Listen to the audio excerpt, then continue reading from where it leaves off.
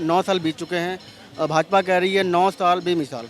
कुछ काम हुआ है? बहुत काम हुआ है, बहुत अच्छा काम हुआ है। कैसे, कुछ गिनाएंगे काम? जय हमारे यहाँ तो काशी में तो बहुत ही काम हुआ है, बहुत ही अच्छा काम हुआ है।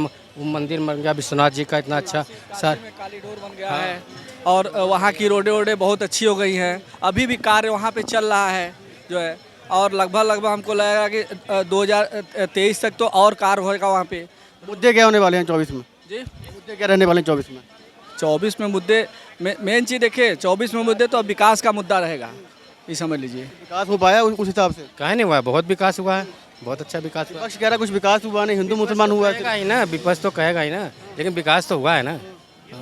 विपक्ष के कहने से क्या होता है? हाँ। विकास तो देखने से होता है ना, जब देखेंगे तब ना विकास समझ में आएगा। कहने से तो कोई मतलब है नहीं उसमें, भाई विकास तो दिखता है ना। विपक्ष पूरा एक साथ आ रहा है, कैसे हैंडल कर पाएंगे फिर? एक साथ आने से कुछ नहीं होगा, कुछ भी नहीं होगा।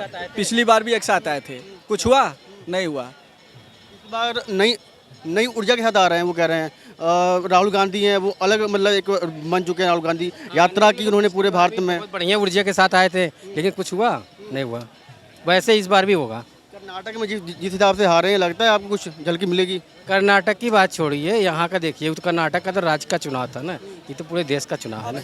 हाँ, सीधी सीधी एक बात बताए, जय भारत जय मोदी, बस। जय भारत जय मोदी। भाई साहब, मुद्दे क्या रहने वाले हैं 24 में? कुछ काम धंधे के ऊपर? काम धंधे ठीक हैं लोगों के। आज आप देखिए ना, देश की जो बड़ी, पूरे विश्व की जो 6-7 बड़ी कंट्रियाँ थी, आज तक वहाँ पे लॉकडाउन है। आज भारत का प्रत्येक नागरिक, रिक्शा वाला हो चाहे बड़े से बड़ा बिजनेसमैन, खुला घूम रहा है, क्योंकि सबसे पहले और सबसे सस्ती वैक्सीन हमने बनाई, जिनकी वैक्सीन 3000 की एक डोज थी। और भारत ने ऐसे विकासशील देशों को, 18 से ज़्यादा विकासशील देशों को अपनी वैक्सीन दी कि वो आज खुशहाल हैं। और भारत का प्रत्येक नागरिक अपने काम के प्रति अपने समर्पित है और अपना काम कर रहा है। आज लॉकडाउन को गए 3 साल हो गए, 3 साल के बाद चाइना की 6 स्टेट आज लॉकडाउन है। आप ये बताओ ना कि भारत समृद्ध है या चाइना समृद्ध है? उनके पास टेक्नोलॉजी हो सकती है, लेकिन इतनी बड़ी विश्व की सबसे ज़्यादा जनसंख्या होने के बावजूद आज कोरोना का हमारे देश में नामो और निशान नहीं है। राहुल गांधी कहते हैं कि लोकतंत्र खतरे में है, ईडी से लेकर सीबीआई उनके कब्जे में है, और कहीं ना कहीं सुप्रीम कोर्ट के ऊपर भी वो कह रहे हैं कि दबाव में है, न्यायपालिका दबाव में है। देखिए, जितना मेरी समझ में आता है, राजनीति को करना 12 से 13% वोट ऐसा है जो फ्लोटिंग है, जो सरकार बनाता है। कहीं ना कहीं राहुल उसको बरगलाने की कोशिश कर रहा है। वो प्यार की, मोहब्बत की दुकान लेके घूम रहा है, लेकिन अभी तक खुद कब आ रहा है और कहाँ क्या परेशान है। आज जो उन्होंने थर्ड फ्रंट बनाया है, उसमें अगर लालू को ले लो तो लालू के पास एक लोकसभा सीट नहीं है, एक सांसद नहीं है ना। आप बंगाल चले जाओगे तो 10 है ममता बनर्जी, वो उनके साथ नहीं है। लेकिन आप एनडीए, वो AIMDM के, वो बीजेपी के साथ आ गई है छोड़ के। तो ये एक मूवमेंट है, और उन लोगों को राजनीति करने के लिए कुछ तो विषय चाहिए ना। लेकिन मोदी जी के खिलाफ वो लोग कितने इकट्ठे हो जाए, वो कहीं स्टैंड नहीं करते। आज का विपक्ष जीरो है।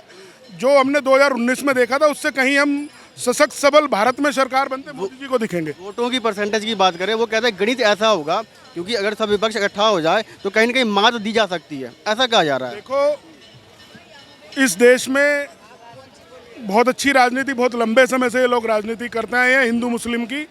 कहीं ना कहीं उसी को एग्रेसिव करने का मुद्दा है।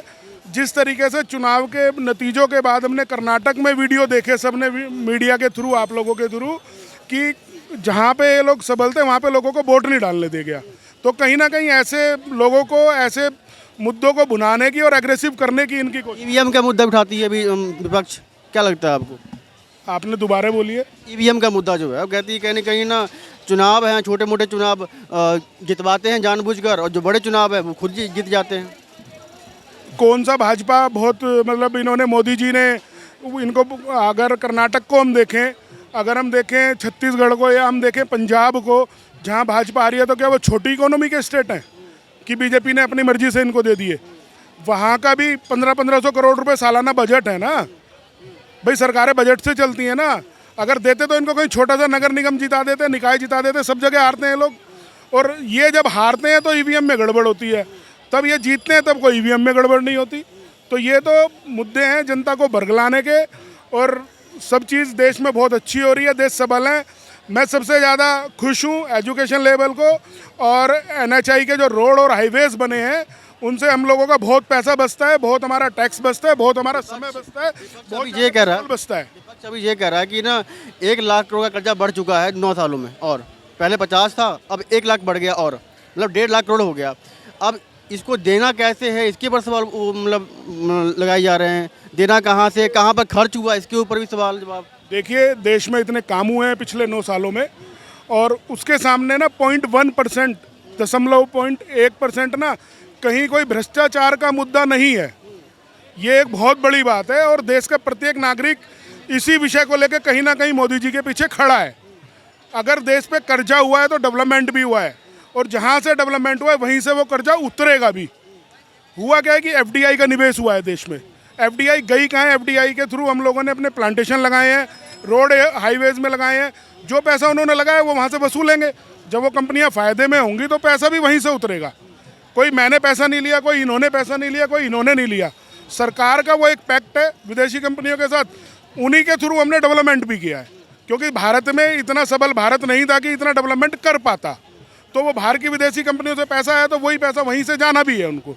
लेकिन इसमें सबसे बड़ी अच्छी बात है कि इतना मजबूत विपक्ष जो पिछले 45 दिन से कर्नाटक के चुनाव के रिजल्ट के बाद से भारत में दिख रहा है, पिछले 9 साल में वो किसी एक प्रधानमंत्री, मुख्यमंत्री, किसी भी देश के छोटे से छोटे मंत्री पर भ्रष्टाचार का आरोप नहीं लगा पाया, और लगाया तो सिद्ध नहीं कर पाया।